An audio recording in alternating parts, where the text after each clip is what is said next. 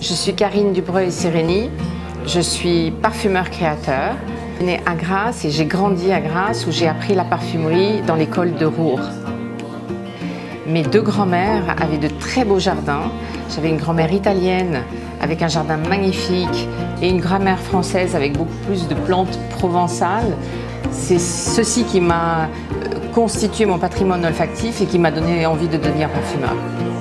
Je suis venue à Paris pour travailler avec les grandes maisons de parfums où j'ai eu la chance de travailler avec des marques comme Lanvin, Gucci, Guerlain, Thierry Mugler, Azzaro.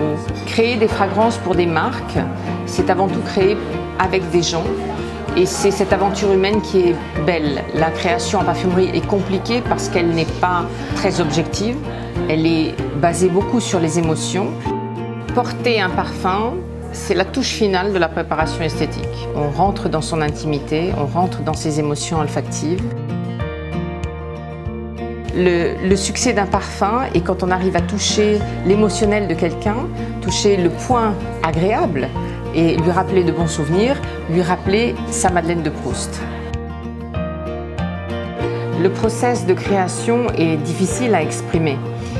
Comme la création en parfum est très émotionnelle, j'ai beaucoup d'inspiration lorsque je voyage, parce que je rencontre de nouvelles personnes, je sens de nouvelles plantes, de nouveaux fruits, de nouveaux arbres, ce qui est très inspirant olfactivement parce que la première inspiration est quand même l'olfaction. Donc quand j'arrive dans une ambiance où je suis un peu décontenancée parce que je n'ai jamais senti ça, c'est très inspirant. L'équilibre d'une fragrance, en fait on l'a décrit un peu comme une pyramide. On a les notes de fond qui sont les plus tenaces, qui donnent le caractère au parfum. Les notes de cœur qui font le lien avec ce qu'on va appeler les notes de tête. Les notes de tête sont très importantes car c'est les premières qui sont senties, c'est les plus volatiles. C'est celles qui vont donner l'amabilité, le souriant, le pétillant.